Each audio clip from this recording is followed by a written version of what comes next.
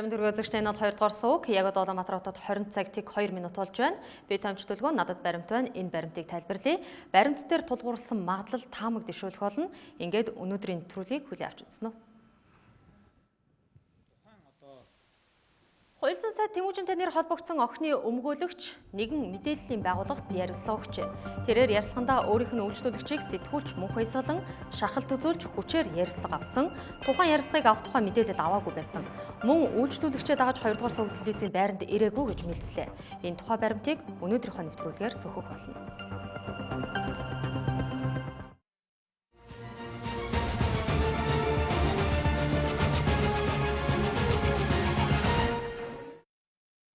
Нэвтрүүлгийг сонгож байгаа үзэгч та бүхэндээ дахин баярлалаа. За саваагүй нохоос саран туцаж саран гэрэлгэх охин хэний ирэхээр дууруу гээд эргэл зүйтэй асуултууд хууль зүйн сайд Тэмүүжин түүний эргэн тойронд үүсчихлээ. Дөнгөж 2 өдрийн өмнө Игэл телевизийн эфирээр саран гэрлийн өмгөөлөгч Батбаяр үйлчлүүлэгчгээ өгсөн ярилцлагад дурддагдсан мэдээллүүдийг өгүүлсгсэн тайлбарыг хийлээ. За Батбаяр хэрхэн юу гэж ярьсан бичлэг нэг л албанд ганц хувь бий. За тэр нь Тахрын алба өчигдөр холбогдох мэдээллийн байгууллагаас ярилцлагыг нь хуулж Тахрын алба өөртөө баримтжуулж авсан байна. Үйлчлүүлэгчээ хамгаалж дуурч байгаа юм шиг сурчлагааныхан цаана хэний ирэх ашиг байгаа вэ гэд. За яагаад өмгөөлөгч Батбаяр энэ тайлбараа заавал нэр бүхий телевизийн өмнө яриугээд орооцолцсон утасны орооцолтог тайлахын тулд аль аль үнцгийг нь хөөж үзэх хэрэгтэй болох юм. Ингээд түүний ярилцлагыг хуулан бичсэн нэгэн сайтын мэдээллээс нөхөж харсныг та бүхэнд дэлгэцэн танилцуулъя. Саран гэрлийн өмгөөлөгчийнх Батбаярын хэвлэл мэдээллийн байгууллагт өгсөн ярилцлаганд дурддагдсанаар өмгөөлөгчийн хувьд ярилцлага авах үед нь үнэхээр байгаагүй. Энэ үйл явдал бол шөнийн тэг 2 цагийн үед болсон байсан гэж ярьсан байгаа юм.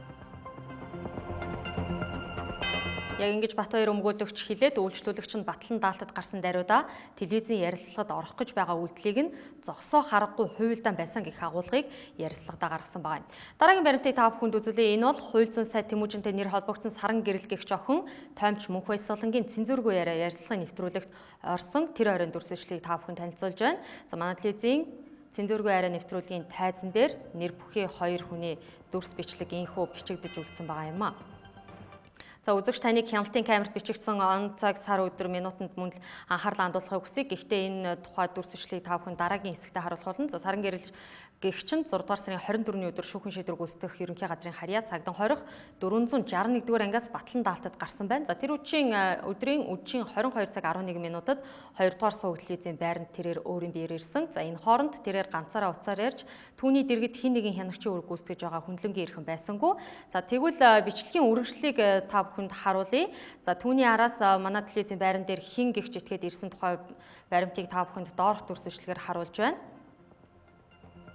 Саран гэрэлгэгч охины өмгөөлөгчөөр ажиллаж байгаа гэгдэх Батбаяр 2014 оны 6 дугаар сарын 24-ний өдөр үдшийн 22 цаг 25 минутын орчимд манай телевизийн байран дээр инхүү орж ирсэн нь хяналтын камерт бичигдэж үлдсэн байгаа юм а. За тэрээр саран гэрлийг хайсныхаа дараа нүүр хувиргалтын өрөөрөө мөн ирсэн байгаа юм.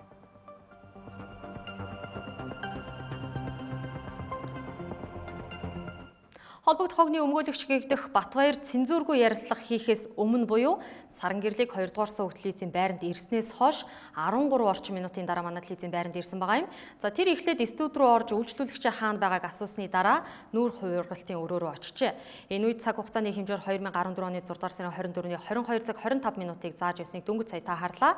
За манай телевизийн хяналтын камерт үлдсэн дүрс бичлэгт үхэгсдийн сүүдэр бичигдээгүүл бол өмгөөлөгч Батбаяр гэгчин саран гэрлийг цензургүй ярилцлагад орох гэж байгааг мэдснээр барахгүй ярилцлага эхлэхээс 20 гаруй минутын өмнө үйлчлүүлэгч хийгээд томч мөнх баясгалантай уулзсан байна. За дүрс бичлэгийн араас өмгөөлөгч Батбаярын хэлсэн үгийг та бүхэнд үзүүлэх хэрэгтэй болов уу? Дэлгэцэн дөвөгт мэдээлэлд хамтдаа анхаарлаа хандуулцгаая. За өмгөөлөгч Батбаяр хэвлэл мэдээллийн байгууллагт хэрхэн өгч байсныг ярьж байсныг та бүхэнд дахин давтан үзүүлж байна. За өмгөөлөгчийн хувьд ярилцлага авах үед нь үнэхээр байгаагүй. Энэ үйл явдал бол шөнийн тэг 2 цагийн үед болсон гэж тэрээр Игэл телевизийн ярилцлаганд дурдсан байгаа юм. Батбаяр гэгчийн Игэл телевизийн эфирт ярьснаар тоймч мөнх баясгалан саран гэрлийг хүчээр чирч 2 дугаар суваг телевизийн байранд ирэхэд шөнийн тэг 2 цаг болж байжээ. Харамсалтай нь хяналтын камерын бичлэгийн цаг өдрийн 22 цагийг зааж байна. Гэт хоёрч мэдээлэлээр Батбаяр гэгч худал тайлбар хийсэн байж болох хамгийн бодит үндэслэл дүрс бичлэгээс инхүү батлагдаж байна. Тэр дундаа цензургүй яриа тайзны өмнө сууж байсан зочноор оролцож байсан гэгдэх саран гэрэл гэгч охин за тухайн тоймч мөнх баясгалантай ямар нүүрний хувиралдаар ямар өнгө аясаар ярилцаж байсан байсан. За нүүрэндээ ямар нэмсэглэл тодруулж байсан зэрэг бид дүрс бичлэгийг та бүхэн сая харууллаа. За өмгөөлөгч Батбаярын худал мэдээлсэн бас нэг баримтыг энд дэлгэе. Дэлгэцэнд өгдөх ярилцлаганд хамтдаа анхаарлаа хандуулцгаая. Тавгүй гэж үнэн байдлын ярилцлага нь хамгийн түрүүний старт хийх. Миний хувьд бол харин старт хийх зэрэг буцтаж старт хийх нэг дуудаа. Тавгүй гэж үнэн байдлын ярилцлага нь хамгийн түрүүний старт хийх юм байсан. Старт хийх 402 тоотод нугтаа суучсан. 504 тоотод ажиллажсэн. Өмгөөлөгч Батбаярын энэ хэсэг ярилцлагад тэрээр өөрөө Стар телевизэд саран гэрлээр ярилцлага өгүүлэхдээ хууль зүйн сайд Тэмүүжинтэй унтаагүй гэж хэлүүлэх захиалгыг хийсэн байж болох харталт үүсгэж байгаа юм. За учир нь түүний дараахан манай телевизийн цензургүй яриа ярилцлагын нэвтрүүлэгт өмгөөлөгч гэх итгээд өөрийн биеэр байлцаагүй тул саран гэрэлд хэрхэн юу гэж ярихыг нь захиалж чадаагүй гэсэн үг. Харамсалтай нь өмгөөлөгч өөрийн биеэр ярилцлага авахаас өмнө 2 дугаар суваг телевизийн байран дээр ирсэн байгааг дээр үзүүлсэн дүрс бичлэгээр баримтжуулж танд үзүүллээ. За өмгөөлөгч Батбаяр үйлчлүүлэгчээ Стар телевизэд юу гэж ярихыг нь захиалсан, харин саран гэрэл захиалгагүйгээр цензургүй ярианд ярьсан болж таарад байгаа юм. Хуулийн дагуу хөдөлж дуурах үүрэгтэй Батбаяр гэгчийн хил мэдээлэлд өгсөн ярилцлагуудыг хооронд нь харьцуулж, дээр нь хяналтын камерт үлдсэн дүрс бичлэгтээ зэрэгцүүлж байж үнэнд итгэх боломжтой. За үнэн гэдэг өөрөө харьцангуй ойлголт. Гэхдээ олон нийтээрээ үнэн гэдгийг хүлээн зөвшөөрөхөд баримт чухал байдаг. Энэ удаад цаасан дээр үлдсэн баримтаас илүү дүрс бичлэг гол нотлох баримт болж байна.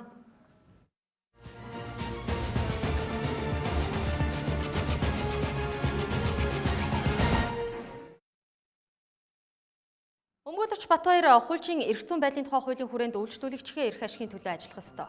Гэтэл түүний гаргасан үйлдэлд үйлчлүүлэгчийн эрх ашигаас давсан эрх ашиг үйлчилж байж мэдгсэтэл гарч ирж байна. Энэ талаар дараагийн хэсэгтээ баримтаар тайлбарлая тун удахгүй эргээд студид холбогдъё.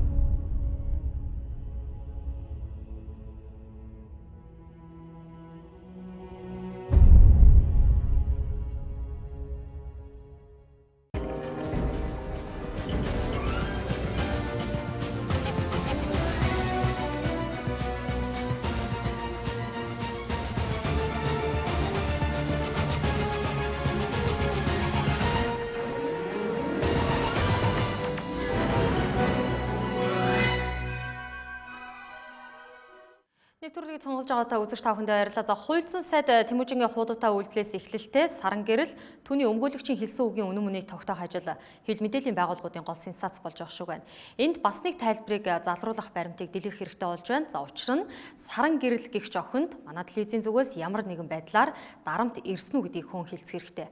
Ярилцлагад орох гэж байгааг нь мдээгүй гэж мэдсэн өмгөөлөгч Батбаяр өнөөдөр олон нийтийн телевизийн байранд хэвлэлийн хурал хийх үеэрээ за үйлчлүүлэгчээ хайж араас нь очсон гэж яриад эхэлсэн байна. За тэгвэл тэрээр 2 өдрийн өмнө Игэл телевизийн ярилцлагад хэрхэн яригдж байсныг хамсдаа дэлгэцэнд харцгаая. За саран гэрлийн өмгөөлөгч Батбаяр энэхүү ярилцлагад ярихдаа би түүний телевизэд ярилцлага өгсөн гэдгийг мэдээгүй. Өмгөөлөгчийн хувьд ярилцлага авах үед нь үнэхээр байгаагүй гэж хэлсэн байна. Тэгвэл түүний энэхүү ярилцлагад үргэлжлүүлэн ярьсан ярилцлагаас та бүхэнд үргэлжлүүлээд хамтдаа харцгаая. За Батбаяр өмгөөлөгч мөн л хэвлэл мэдээллийн байгууллага төгсөн ярилцлагадад урьдсанаар миний үйлчлүүлэгчийг хуурч мэхлэх замаар ганц нэгсэн асууна хэмээн студид дагуулж ороод шууд яриулсан байгаа юм. Ингэхдээ тухайн сэтгүүлч дандаа хөтөлж асуусан гэнэт нүүр амыг нь будаж оруулаад хөтлөөд асуучихсан гэж тэрээр ярьсан байна. За гэх мэтлэнгээр хоёр өөр байр сууриас Батбаяр гэх өмгөөлөгч тайлбар хийсэн байгаа юм. Эхлээд ярилцлага өгөхт нь үнэхээр байгаагүй гэж ирээд итгэл үнэмшил төрүүлэнгүүтээ үргэлжлүүлж сэтгүүлчийн асуултанд хариулахдаа гэнэт нүүр амыг нь будаж оруулаад хөтлөөд асуучихсан гэд тэр цаг үедээ өөрөө байлцсан өнцгөөс хариултыг өгсөн байгаа юм. За саран гэрлийг таймч мөнх баясгалан хүч хэрэглэн ярилцлагад оруулсан гэсэн мессежийг олон нийтэд өгөхийн тулд өмгөөлөгч Батбаяр эхлээд ярилцлагын үеэр үйлчлүүлэгчгээ дэргэд байгаагүй гэсэн боловч дараагийн хэсэг ярианд байсан гэдгийг нотолцож байна. За байсныг нь дүрс бичлэгээс хүртэл өмнөх хэсэгт хангалттай харлаа. Эцсэн хүн алхаас буцахгүй зан гарах нь бий. Бандсан Батбаяр гэгч өмгөөлөгч өөрийнх нь дүрс бичлэгээр гарцгүй нотлогдсон баримтын араас нь дуурсан харамсалтай. Дараагийн ээлжинд саран гэрлийг тоймч мөнх баясгалан дарамтсан уу гэдгийг баримттай жишээж харуулъя. За 6 дугаар сарын тэр нэгэн өдөр цэнзүүргүй ярианд орсноос хойш тэр манай телевизийн байранд 2 удаа ирсэн байдгийн. За сүүлд 6 дугаар сарын 30-ны өдөр буюу өнөөдрөөс 4 хоногийн өмнө манай телевизийн байран дээр саран гэрэл ирсэн. За ирсэн гэдгийг нь би ч нотлно. Тэр намайг байлцахад өөрийг нь дарамтлсан гэх тоймч мөнх баясгалангийн өрөөнд орж ирсэн. За өөрөө ч намайг энэ эфирээр хараад таниж байгаа хаа. Ирснийг нь нотлох дүрс бичлэгийг одоо танд үзүүлье. 2014 оны 6 дугаар сарын 30-ны өдөр саран гэрэл охин 2 дугаар суваг телевизийн байран дээр өөрийн биеэр ирсэн байгаа. Гэхдээ тэрээр ганцаараа ирээгүй гэдгийг танд үзүүлж байгаа энэ хүү дүрс бичлэгэн дээрээс харах боломжтой юм а.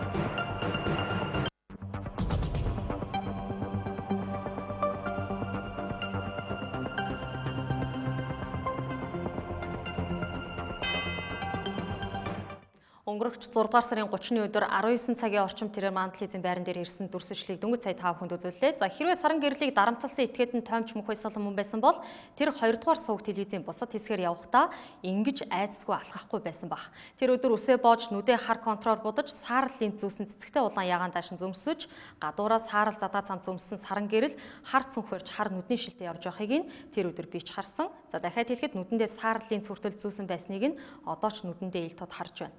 Одоо харин өнөөдөр болсон хэвлэлийн баг гурал үеэр ярьсан саран гэрлийн тайлбарыг та бүхэн сонсгоё. Уусаа тэр үед нас одоо улсаас тэ хамгаалалт гаргаж өгөхгүй тэр үед нөгөө нэг зөвхөн нэг хохирогч гэрч гэдгийг яам гэх юм гэсэн болохоор улсаас угаасаа тийм хамгаалалт гаргаж өгөхгүй байсан л та. Тийм болохоор би тэр үед баясгалан ихчд одоо аягүй итгэжсэн. Тэгээ тийм болохоор одоо баясгалан ихч надад ингээ байгаад нэг гадуур яваас ингэж ярьсан болохоор хүмүүс аягүй яагаад вэ?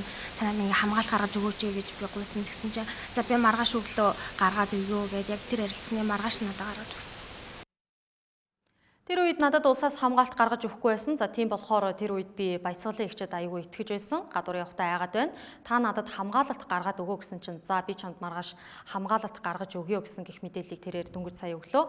За өөрийг нь дарамтлсан хүчээр хууль зүйн сайд тэмүүжинтэй унтсан гэж хил химэн хүтэлж байгаад яриулчихсан хүнээсээ хамгаалалт гуйсан нь өмгөөлөгч Батбаярын тайлбарсанчлан миний үйлчлүүлэгчийг хуур мэхэлж тулган шаардах байдлаар яриулсан гэдэгтээ утгын хувьд зөрчилдөж байгаа юм. Тулган шаардаж унтсан гэж хэлүүлээгүй байж болох нэг баримт Саран гэрлийн өөрийнх нь ярилцлагад дурддагсан байдаг. За тэр Мастигимийн сайтын сэтгүүлчид 6 дугаар сарын 28-ны өдөр ярилцлага өгсөн байт юм. Эндээс тасалж авсан эсхийг та бүхэнд одоо дэлгэцэн харуулъя. За Саран гэрэл охины Мастигимийн сайтын сэтгүүлчийн асуултанд хариулснаар за сэтгүүлч түүнээс цочролд орсноос болоод буруу мэдээлэл түгээсэн байна гэлээ. Энэ үйлдэлийнхээ төлөө Тэмүүжин сайдаас уучлалт гуйх уу гэж асуусан. За тэрээр хариулахдаа үгүй гэжээ. Харин сэтгүүлч үргэлжлүүлээд яагаад уучлалт гуйхгүй гэж энэ асуудалд Тэмүүжин сайд бараг холбоогүй болж таарад байдгаа гэж асуухад за Саран гэрлийн хариулснаар би буруу зүйл хийсэн ч гэлээ. Энэ асуудлыг тэр хүн өөрөө эхлүүлсэн. Төрийн төшөө хүн байж намайг халаасны хулгайч гэж мэдэгдэл хийж миний нэр хүндийг унгаасан, үүнд нь гомдож сэтгэл санаагаар унсан гэж хариулсан байгаа юм.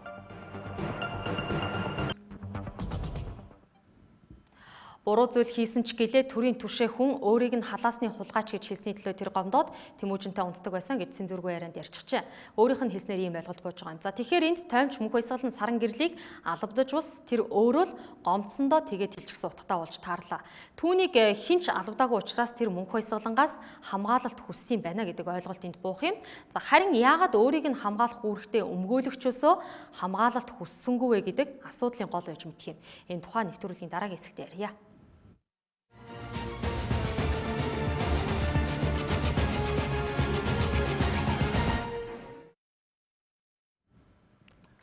Өмгөөлөгч Батбаяр үйлчлүүлэгчээ хамгаалж чадалгүй бусдын тулгын шаардлагад автуулсан гэлээ. Гэтэл тулгын шаардлагатад өртсөн гих Саран гэрэл хуульцсан сайд Тэмүүжинтэй холбоотой байсан харилцааныхаа тухай хинт хэрхэн хариулсныг мөн л бичлэгээр танд танилцуулах болно. Энэ тухай нэвтрүүлгийн дараагийн хэсгээс хүлээн авч үзээрэй.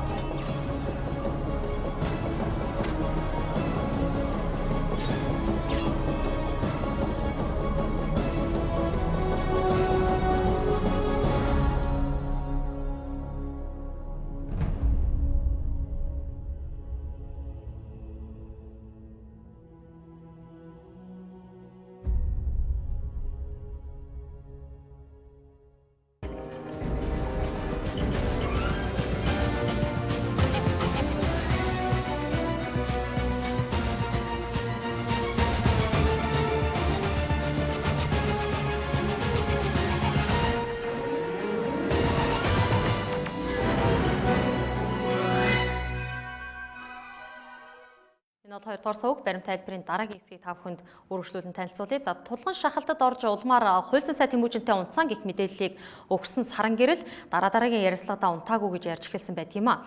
Гэхдээ тэр Тэмүүжинд гомцондоо унтсан гэж хэлсэн учраас уучлал гуйхгүй гэдгээ хэвлэл мэдээллийн хэрэгсэлд өгчөөд байгаа юм. За харин тулгын шаардаж унтсан гэж хэлүүлсэн гэх цензургүй ярилцлагын хөтлөгч Тоймч мөнх баясгалангийн асуулт өнөөдөр унтаагүй гэж хэлүүлсэн өмгөөлөгч Батбаяр нарын асуултыг хооронд нь харьцуулж та бүхэнд сонсгоё. Зүйлд ирээд ингээд ярьслах одоо тэр зориг зүрх яаж орж ирв та? Амар хэцүү байсан. Тэр бүхэлдэн 4 сарын хугацаанд. Тэгээд намайг хоригдож явах хугацаанд ер нь хэвлэл мэдээллийн хэрэгслэр те одоо Тэмүүжин сайтай холбоол хар тамхичийн биеийн үнэлэгч гэж бичээл тэр болгоо надад болон манай одоо аав ээжэд айгүй хэцүү, мөн найзлууд нь айгүй хэцүү байдаг байсан. Тэ тийм болохоор ер нь нэр хүндээ сэргийлэх ер нь тэгэж би хар тамхины хэрэг дээр хар тамхины хэрэг гэдэг болохоос хар тамхи бид нар угаасаа татаж үзээчгүй хар тамхи ямар байдгийг ч би мэдэхгүй. Тийм болохоор ер нь угаасаа нэр хүндээ сэргийлэх тийм маягаар бас орё гэж өөрийгөө ер нь хүмүүс зүгээр ойлгуулъя гэж бодож орсон. Ер нь бол татны харьцаа одоо хүмүүсийн яриад байгаагаа татны харьцаатай муу эсэх гэдэг ер нь л угаасаа татны харьцаатай байсан. Уучлаарай. Тэгэхээр би нөгөө үзэгчдтэй тодорхой байлгахын үүднээсээ та бүдээр бол одоо маш хэцүү асуудал ярьж штэ. Тэгэхээр энэ одоо хүний нэг төртэй холбоотой, хүний ажид амьдрал албан тушаалтай холбоотой, бас өөрийн чинь нэр хүндтэй холбоотой байхгүй. Тэгэхээр яг үнэхээр одоо бэлгийн харьцаатай байсан. Тэмүүжин сайд өөрийн чинь ямар нэгэн байдлаар албагдсан уу? Тэгэхээр яг бүр яг ингээд ирсэн ингээд одоо тийм алдахны юу байхгүй. Би ер нь л гэхдээ Тэмүүжин айгу тэр үедээ жоохон байсан 2 жилийн өмнө чинь би 17 таа ч юм уу арай 18 хүрэг байсан. Тэр үедээ би айгу сайн ах гэж боддог байсан. Айгу сайн хүн байна. Тэр үедээ одоо юу мэдгүй гиндээ ч юм айгу сайн ах гэл айгу итгэж найдаж явдаг байсан. Тэгвэл нэг эцсийн байдлаар богинохон хөлөөрөө шууд хэлчих. Тэмүүжин сайттай унтсан байсан юм. Унтсан юм уу, унтаагүй юм уу? Тэрийг шууд хэлчих. Хэрэг бүхэн албан тушаалт намаа угаасаа одоо тий энэ хэрэгт оролцсон болохоор дарамтсны үндсэн дээр тэр хүнтэй одоо унтсан гэж яар гэж хэлсний үндсэн дээр би тэгэж ярьсан. Тэгэхээс биш ямар нэгэн байдлаар тэр хүнтэй дотн харьцаа байхгүй. Таймч мөнх баясгалангийн асуулт зочинд бодох хугацаа өгсөн байгаа бол өмгөөлөгч Батбаяр өнөөдөр зохион байгуулсан хэвлэлийн баг гурал дээр тэрээр үйлчлүүлэгчтэй унтсан уу унтаагүй юм уу тэрийгээ шууд хэлж хэмээн тулгаан асууж байна. За өөр элдв тайлбар энд шаардлагагүй хаа гэж бодогдно. Дараагийн нэг зөрүүтэй мэдээлэл энд гарч ирж байна. За саран гэрэл бас л Масцгийн сайтад өгсөн ярилцлагада Тэмүүжингийн хууль зүйн яам дээрх албан өрөөнд нь орж үзсэн гэж ярьсан байгаа юм. Та бүхэнд энэ ярилцлагын хэсгээс тасч авсныг дэлгэцэнд харуулъя. Масцгийн сайт дээр өгсөн түүний ярилцлаганд урдагдсанаар за би соёл урлагийн их сургуульд сурах хүсэлтэйч хуулийн сургуульд ордгийн билүү гэж бодож байсан. Энэ утгаараа Тэмүүжин сайдыг хуулийн салбарын мундаг хүн гэж боддог учраас хуулийн зөвлөгөө авах гэж очдог байсан гэж тэрээр сэтгүүлчийн асуултанд хариулсан байгаа юм. Тэгсэн атлаа тэрээр олон нийтийн телевизийн цагийн урд мэдээллийн хөтөлбөр дундуур за сэтгүүлч оргилтой Тэмүүжин сайд хийсэн ярилцлаганда би тэр охиныг танихгүй за өмгөөлөгч олж өгөөч гэж над руу уцаар ярьж байсан гэд би алтан гэрлийг явуулж өмгөөлөгч олж өгсөн гэж ярьж байсан. За ингэж ярьсныг нь март хугацаа харах өнгөрсөнгөө за өмгөөлөгч олж өгөхдүүдэд харилцаатай байсан хууль зүйн сайд Тэмүүжин дээр саран гэрэл охин хуулийн салбарын мэрэгчлэн болохын тулд зөвлөгөө хүсч албан өрөөнд нь очдог болж таарчээ. Гэтэл саяхан Тэмүүжин сайд 25 дугаар суваг телевизийн Амны үйл гэх ярилцлаганд нэр бүхий охинтой холбогдсон тухайга тайлбарлахдаа хэрхэн тайлбарсныг та бүхэн дүрс бичлэгээр нь одоо сонсгоё. Бид энэ эмэгтэйг тань. За тань. яаж таньсан? Өнгөрсөн хавар би хүний төрсөн өдөр дээр бол таарч байсан. За нэг хүний төрсөн өдөр дээр танилцсан гэх мэдээллийг тэрээр тайлбарыг өгсөн байна. Тэр ч бас анхнаасаа л худал мэдээлэл өгч байжээ гэдг нь харилцсан авцалдаагүй тайлбараас нь харагдах. Төрсөн өдрийн удирдлагт нэр бүхий эрхмүүдээс өөр бусад зочид байлцсан байж таарах бах. За гэтэл хин нэгний төрсөн өдөр дээр танилцсныхаа дараагаас хуулийн зөвлөгөө өгөх гэж албан өрөөндөө нэр бүхий охиныг дууддаг байсан болж таарах уу гэд орооцолцсон утасны аль ч үзүүрийг татаж үзэх хэрэгтэй. За энэ тохиолдлуудад салбарын сайд нь ч худал мэдээлэл өгөөд эхэллээ. Гэтэл өмгөөлөгч гэх Батбаяр үйлчлүүлэгчээ хамгаалах үйлчилгээ үзүүлэх биш эсвэргээрээ үйлчлүүлэгчээ өөрийн эрх ашиг нийцүүлэн тулган шаардах мэдээлэл хийлгэж байна уу гэж танаас өөрөөс ч асуух хэрэгтэй болж байна. За таны хийлд өгсөн ярилцлагад үйлчлүүлэгчээ 7 дугаар сарын 2-нд Батлан даалтад гаргахаар хүсэлт явуулсан тухайд дурддагдсан байсан. За гэтэл үйлчлүүлэгч нь Батлан даалтад гарах хугацаанаас өмнө цагдан хорих ангиас гарчээ. Үйлчлүүлэгчийг нь хугацаанаас нь өмнө буюу өнгөрсөн 6 дугаар сарын 22-ны өдөр Батлан даалтад гаргаж улмаар улс төрийнхөө бохир замаа үйлдэлт ашиглаж байна гэж тэрээр ярьсан байх юм. За уг нь үйлчлүүлэгчээ хугацаанаас нь өмнө Батлан даалтад гаргуулах сонирхол өмгөөлөгчдөд байдаггүйсэн билүү гэдгийг ч бас асууя. Хэрвээ таны хэлсэн шиг бохир үйл ажиллагаа явуулсан гэж үзэж байгаа бол энэ тохиолдолд та Монгол Улсын шүүх байгууллагын үйл ажиллагаагч хууль зөрчсөн гэж хэлж байгаатай утга нэг болно. За учир нь холбогдох охиныг Батлан даалтад гаргах тухай шийдвэр шүүхээс гарсан гэдгийг эрх хүч мэдэх баха. Мөн цагдаагийн байгууллагын эрх бүхий албан тушаалтнууд бас л үйлчлүүлэгчээр нь хүчээр тайлбар өгүүлсэн гэж та ярьсан. Энэ нь эрүүгийн байцаан шийтгэх хуулиар мөрдөн шалгагдаж байгаа хэргийг мөрдөх, хэрэг илрүүлэх үйл ажиллагаа бас л хууль зөрчиж байна гэж хэлсэнтэй утга нэг. Тиймээс явж өмгөөлөгч Батбаяр гэгч этгээдийн тайлбар ярилцлага нь цагдаа шүүхийн байгууллагын үйл ажиллагааг хөндөж эхэллээ. Салбараа удирдах байгаа сайдынхаа эсрэг үйлдэлийг дээрх нэр бүхий байгууллагууд гаргасан гэж та хэлснээрээ цэвэр Тэмүүжингийн эрх ашигт нийцүүлэн хин нэгнийг худал хийх тулган шаардлагыг тавьж байгаа юм биш үзэ гэж би баримт дээр тулгуурлаж таамаг дэвшүүлэн асууж байна. За хуульч Монгол Улсын үндсэн хуулийг дагамурдаж хуульчийн үүрэг мэргэжлийн үйл ажиллагаанд баримтлах дүрмийг чанд сахиж шудраг ёсыг хамгаалагчийн хувьд иргэний эрх, хууль ёсны ашиг сонирхлыг өрн тууштай хамгаалахаа батлан тангаргалъя. Хэрвээ миний бие өргөсөн тангарагаас нь эсвэл хуулийн хариуцлага хүлээнэ гэж өргөсөн тангарагтай хэр үнэнч байгаа вэ гэдгийг өмгөөлөгч Батбаяраас танд нэхэн асууя.